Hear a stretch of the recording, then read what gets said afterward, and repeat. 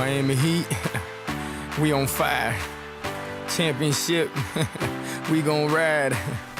We don't talk about it, we be about it. 3, 2, 1, swoosh. Next time, don't doubt it, doubt it.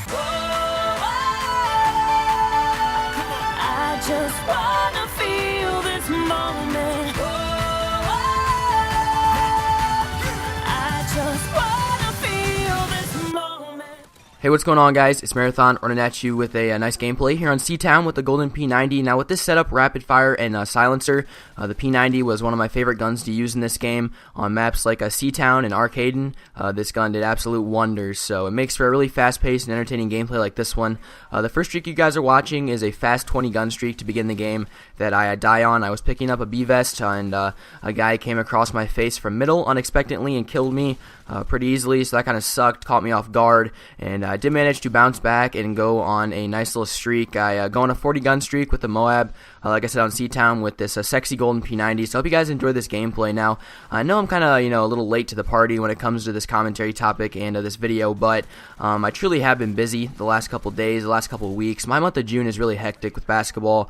I've been at workouts at 6 a.m. until 8 a.m., and then I've been working at basketball camp until like 11:30, 12, and then I get home and normally take a nap because I'm dead tired from the night before and from the morning of workouts, and then I have games later that night.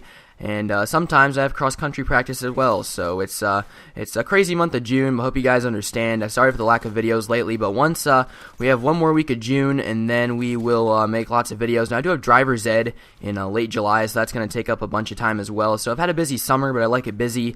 It's nice for me, and I like staying busy before the school year, so I kind of stay responsible and not just get lazy and not responsible. So I like being busy, but after this month, after this next week, I should be able to get a lot more videos out for you guys. I have a ton of gameplay saved up. It's just a manner of sitting down and having the time to actually make the quality of videos that I want to. Alright, so guys, today I want to talk about the NBA Finals, get my thoughts on them, because I love basketball, I love talking basketball, so I thought I would go ahead and do so in today's commentary. But man, what an amazing series it was. The Miami Heat repeated 2013 NBA champions, baby. Felt so good. Like, the amount of people that were just hating on me all week and the weeks before because I was claiming that Miami was going to win all along was incredible. The amount of people calling me a blind bandwagon because I said LeBron would have his biggest games when it mattered most was crazy. And hey, look who was right. Look who came out on top. Like, it really was an awesome Friday morning, an awesome Thursday night. I was in the best of moods, and everyone else, on Twitter, not only on Twitter, but the next morning at basketball workouts,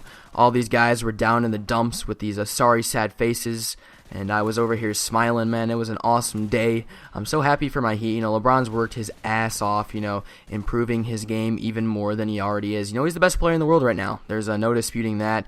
If you dispute that, you're just a blind hater. And he really is. He's worked so hard on his jumper. He had his best shooting, season of his career. He had his best shooting performance in any finals. In his 4 finals that he's been in. So it was a really awesome series. He had a great Game 6, an even better Game 7 with a 32, 11, and 10 in Game 6, and then in the deciding Game 7 he had 37 huge points. So it really was a great series. The weird thing about it was, to me, is that only Games 1, 6, and 7 were close.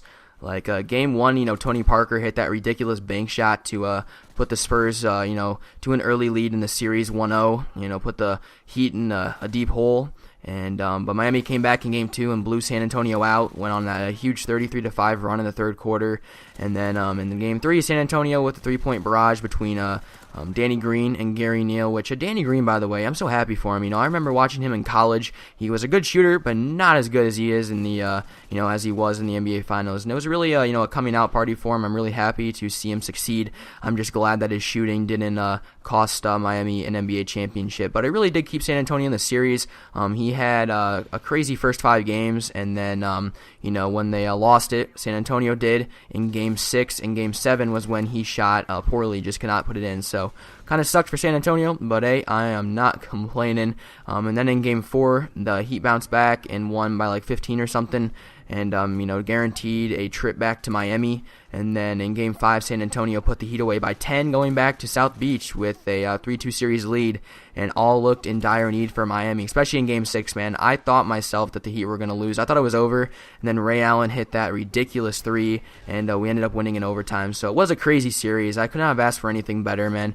I love close games. They were kind of hard to watch. Like, sometimes I didn't watch. I closed my eyes. I was, like, shaking. I was like, oh, God, this is too intense. But really, man, what an amazing series. Like, I could not have asked for anything better. If every NBA Finals could have been as good as that one, and I would not be mad at all.